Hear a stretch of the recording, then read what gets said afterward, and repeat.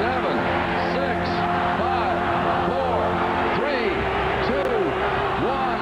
Happy 2000! It's that wonderful time of year again.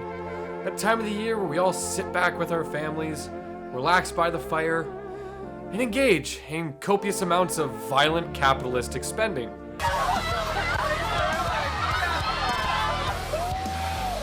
Oh yeah, that's what.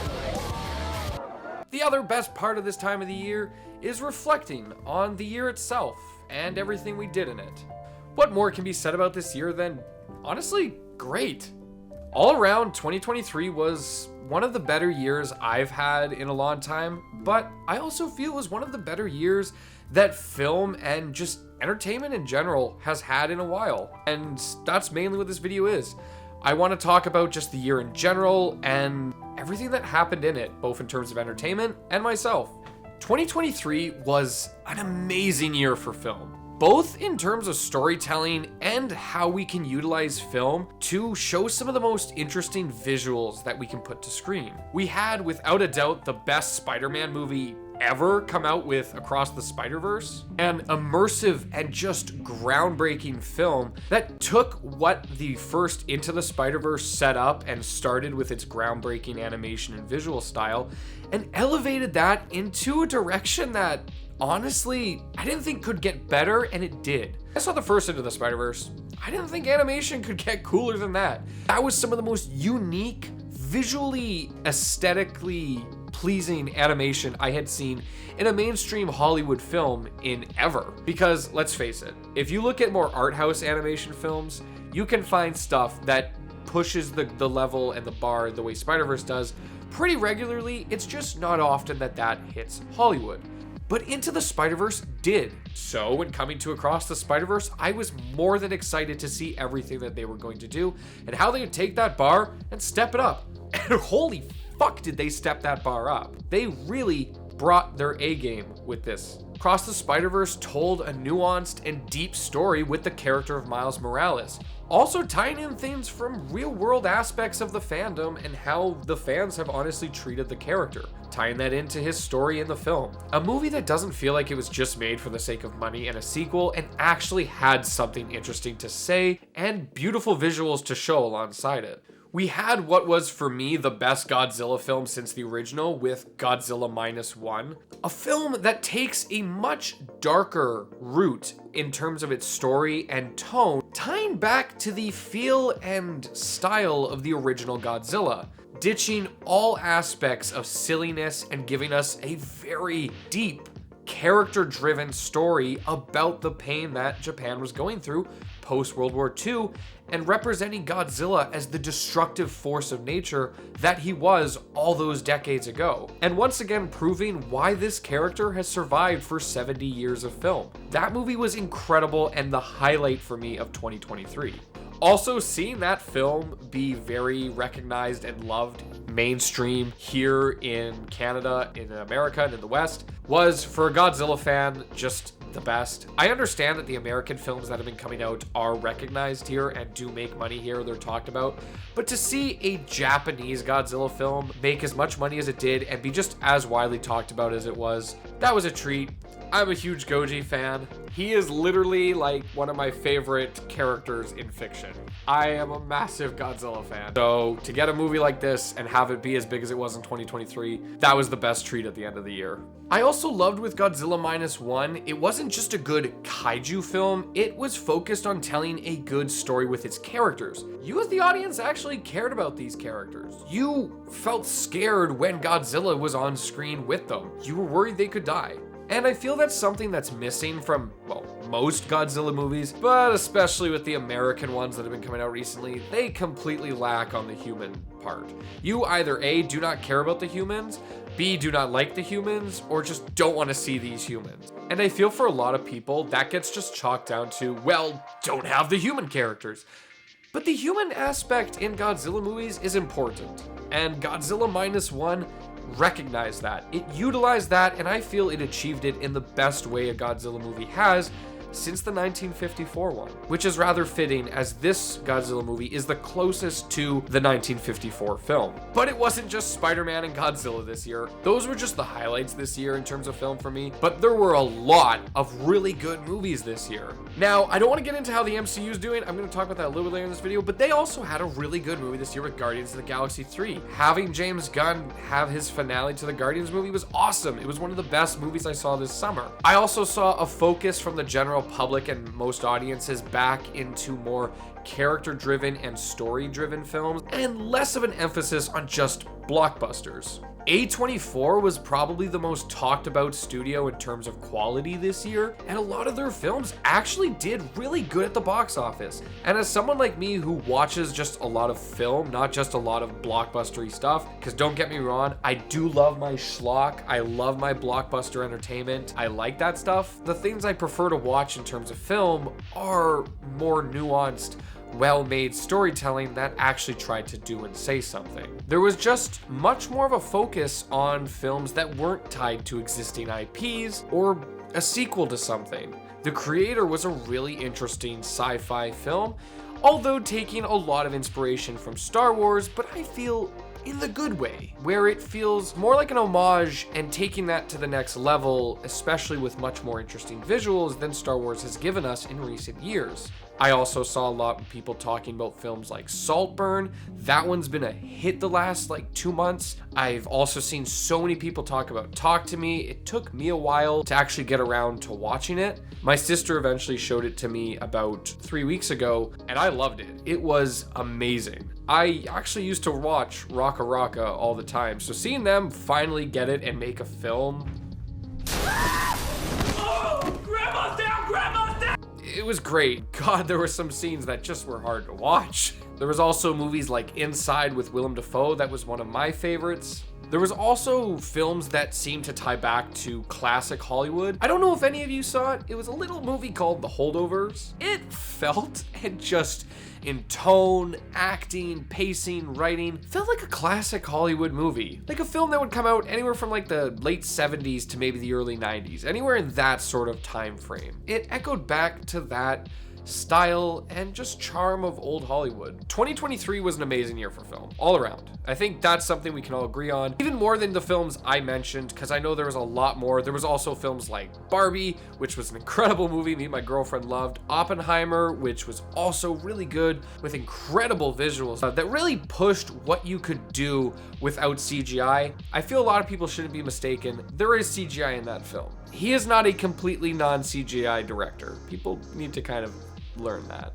We also had some of the best video game adaptations, I feel. There was the Mario movie, and for better or for worse, I feel it was a really good adaptation. I think the story wasn't really the greatest, and its use of some of the characters wasn't the best, but in terms of visuals alone, it captured the feel of the Mario games to me, and it was a beautiful animated movie to look at, albeit probably not the most memorable one of the year.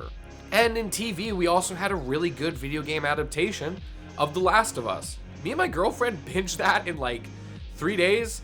We just couldn't stop. There was also the amazing finale for Attack on Titan this year, finally closing off a 10-year-long anime that was just so good. For me personally, I am a manga reader, so that series did end about 2 years ago, but it was good to see it finally come to a close in the anime, and I can't lie, MAPPA did an amazing job. The animators, the staff, everyone that worked on Attack on Titan's finale, you all deserve high praise. You did great. That was a beautiful finale, and it had me and my girlfriend on the edge of our seats and tearing up a little bit. For me personally, as a massive Spider-Man fan, this year was amazing, not just for Across the Spider-Verse, but also what we got on the side of video games. Spider-Man 2 was fucking great. I actually have a video I want to try to make later in this year talking more about Spider-Man 2, because where I think Spider-Man, all pun intended, was an amazing sequel to the first that improved on basically every aspect outside of story of its predecessor, I don't think the game was a masterpiece. And for anyone who thinks it should have won Game of the Year, I'm one of the biggest Spider-Man fans you'll meet. I literally bought a PS5 for this game, and I can tell you it did not deserve Game of the Year. We also had many many duds this year. There were a lot of not so great films and games and TV shows this year, but I think the one thing that 2023 strived in was there wasn't anything that was horrendous. I think for the most part we had some mediocre stuff, some movies that weren't as good as they could have been, but I don't think there was too much this year that was awful. The only thing I could maybe consider awful would be Ant-Man. This movie is genuinely awful. The MCU has been on a decline for years. That's without a doubt. I actually have, again, a longer video I want to make talking about the decline of the MCU, and I hope to actually have that out sometime this year. So I feel this was probably the only truly awful film I actually saw this year. We also had a lot of films this year, I feel, that tried to be something, but just didn't quite succeed as well as they should have. Films like The Flash, that was once again an example of an over-bloated budget and film filled with CGI, but nothing to say and nothing really that interesting to show. I think the only cool scene in that entire movie is when he first enters the Speed Force.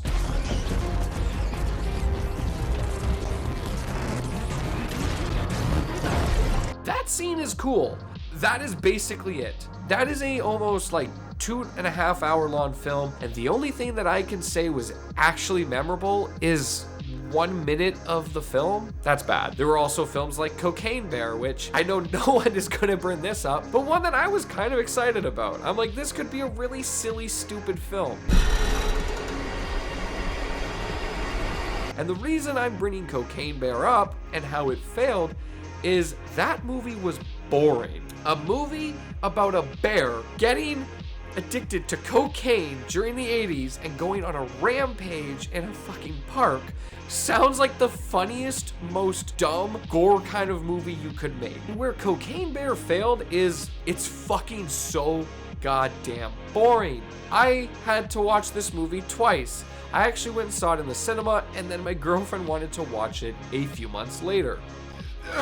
It was a struggle to get through this movie one time. Having to get through it twice was fucking torture. How is a movie that has such a funny concept that you could do funny gore, horror, humor with so fucking boring? It could have been one of those guilty pleasure throw on when you're drunk kind of film, but instead it's so boring that I don't even think it would be good drunk. I actually think I would have a worse time with this movie if I was drunk, because then drunk me would just feel like he's wasting his fucking time. And I know I'm the only person who will probably actually talk about this movie, but when it got announced, I thought it was gonna be the funniest shit ever, just because of the stupidity of it. The other film this year that I think failed where it could have succeeded, and this is one that I feel like I could potentially get a lot of flack for saying, but Five Nights at Freddy's. That movie was just not good. Believe me, I wasn't expecting like anything great from Five Nights at Freddy's, but the movie you got is again the same symptom that Cocaine Bear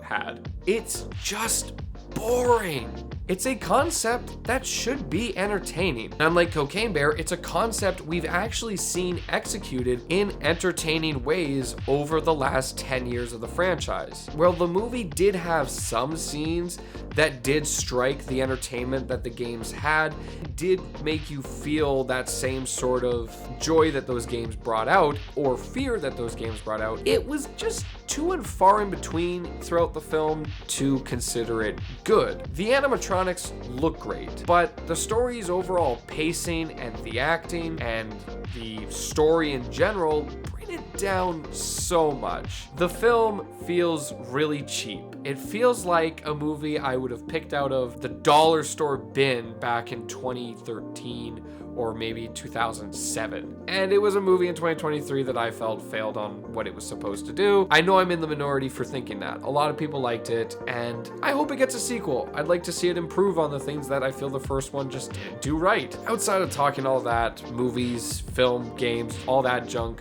2023 was a big year for me. man, a lot happened. At the start of this year, I was working full-time night shifts at a ticket manufacturing company. I was exhausting myself. I had very little drive to make any videos or do anything. And here I am at the end of the year. I'm not working that job anymore. I'm much happier. I have a lot of energy and an actual drive to make videos once again, and have actually a lot of videos planned in the new year to make. I managed to make multiple short films this year, as well as managing to make the finale to the Chief series that I started, and doing a full film parody. That was a full 3-act structure film that I managed to make practically all on my own on an iPhone. I'm still so proud of it. And I managed to finally tackle the biggest thing that I've wanted to do the last couple of years. I went to college. I actually started to go to school for film. I actually did want to go to college right after high school, but life kind of got in the way and it didn't work out. But this year, thanks to my wonderful girlfriend, I have actually been able to pursue college and pursue film at a level that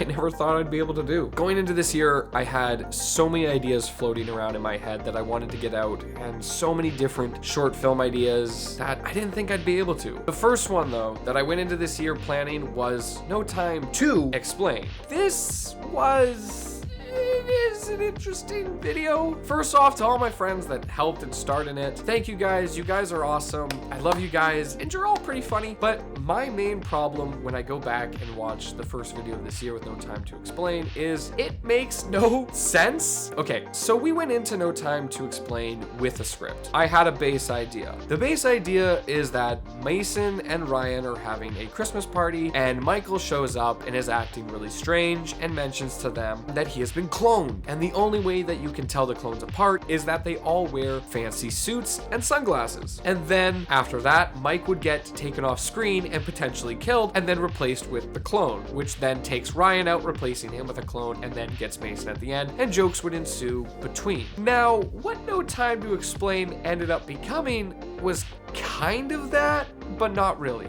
And the main problem was that where I had some jokes written, I was going to have to improvise some of them on that day. But the problem was I allowed way too much improv and improvisation from my friends, to the point that the video just becomes nonsense. Things are just happening. They don't make sense. Most of the jokes have no time to cook, make actually no fucking sense. And anytime I watch that video, it's a little frustrating just because it makes basically zero sense as to what's going on. And that's to no fault of my friends. Like I said, they did a good job. The problem was that usually when you come to direct and edit a project, you have to understand when to cut things out, when things just may make no sense, when a joke seemed funny when you filmed it, but in the context of everything that will come before and after it doesn't really make sense, or is now not quite funny anymore. And as a director, you need to know when to say no and to be like, that doesn't make sense. That doesn't work with the overall thing I'm trying to do. And that's the main problem with No Time to Explain, is it's just wacky and nonsensical to a degree that I feel it's almost unwatchable. It just makes no sense unless you're one of the people who made it and understood what some of the inside jokes being told were. I love the guys who helped make it,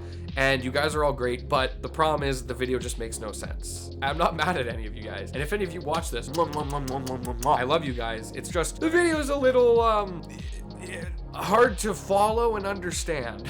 After this, we got to work on the project that I had been planning for more than 2 years. The Chief 4, I wanted to be the big finale to all the Chief videos we had made. Those just started as a random stupid idea, and now had developed into this, I want to make it a full parody of a film. And because I kind of wanted to just direct and make a film video. In March, I began writing the film, and by April, we had started to actually shoot it, and by May, the production was in full swing. We were making the Chief 4. By June, we had wrapped, and by July, the Chief was out on YouTube. Can you not see how pointless this is? You're gonna throw your lives away for a Mason you don't even know? He's not from this universe, neither am I. Well, you should have stopped me when you still had a beard. Shave time.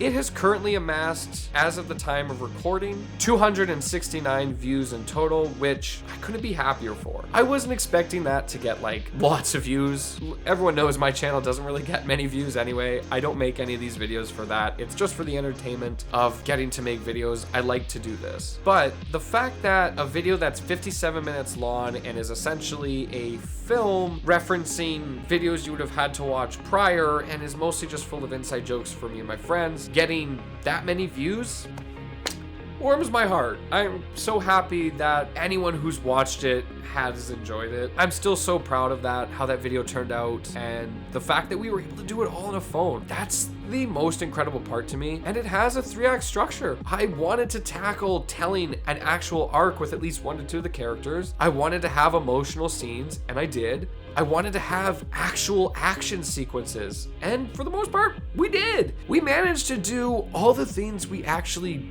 wanted to do when we set out to make it, and I couldn't be more happy and proud of everyone that helped me on that. Everyone that acted in it, that gave me their time. It was amazing. It was one of the highlights of the year for me. And then, as the summer came to an end, I started school. I started college, and I got to work right away on what would be my next short films, ones I would have to do for school. But actually, before I started any of the ones I did for school, I took out the equipment I could rent out from the school and wanted to just test something, try something out. And I actually wrote a quick, silent, short comedy film called Tic-Tac-Toe that starred my buddies Mason and Ryan. We actually did get around to finish filming it. I just haven't finished editing it. And after that would come the first project I'd actually have to do that would be graded. I was kind of scared for that. I'm not gonna lie, I was terrified. For the first time, one of my films was going to actually be marked and graded and reviewed in a way that I had to really try to do something good. And where my first short film for school wasn't great, it is definitely the first short film I feel. I'm still happy with how it turned out as well, especially because it was the first one I was doing for school. I tried to tell a dramatic story within the span of 5 minutes.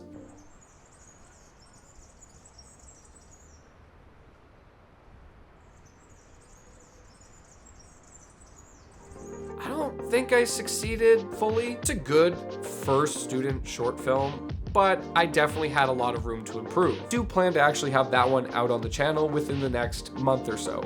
The last short film that I did in 2023 was The Smile Man.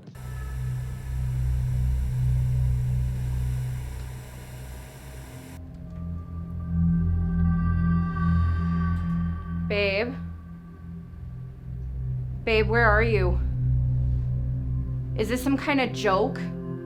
I wanted to tackle a horror film. I wanted to do something new, and especially because I had the equipment, I was gonna do it. Most of all the shorts and types of films I've made have been in the comedy sort of genre and more under the line of comedy parody, so I wanted to see if I could make something kind of scary. The Smile Man, of course, did just premiere on my YouTube channel. At the time of recording this, it came out just 2 days ago. That has already amassed almost 800 views. Yeah. Thank you, everyone. That is awesome. I was not expecting that. Like, comment, share it, especially comment. I love to hear what people think, good or bad. I like to hear people's thoughts. So yeah, comment on that one. For my second project, we had to tackle doing dialogue. So unlike my first one that was just a silent film, we would have a lot bigger of a crew and more equipment to be working with. This was gonna be the first short film I would do that had a boom mic and a boom operator and good quality sound. You can understand their voice. It was just mwah, chef's kiss. It was the final cherry on top for 2023 making films and making short films. Having one final film come out, popping the year off with 5 different short films that I made, not all of them posted to YouTube outside of just the one, and as well as a bunch of other things I directed for my class that I haven't posted. This year was amazing all around. And that wraps it up, 2023. What a year. A great year for film, a great year for TVs and video games. And honestly, was a great year for me.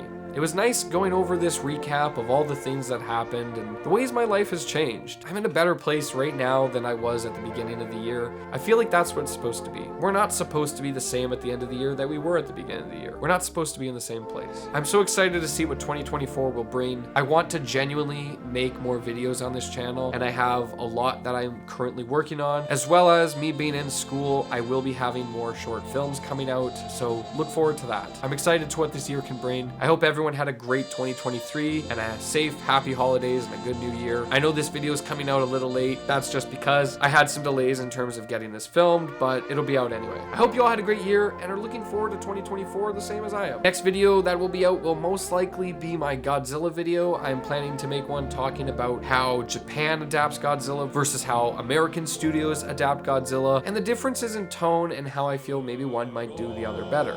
My name's Touche. Peace. Happy New Year! Hey guys! Break into the new year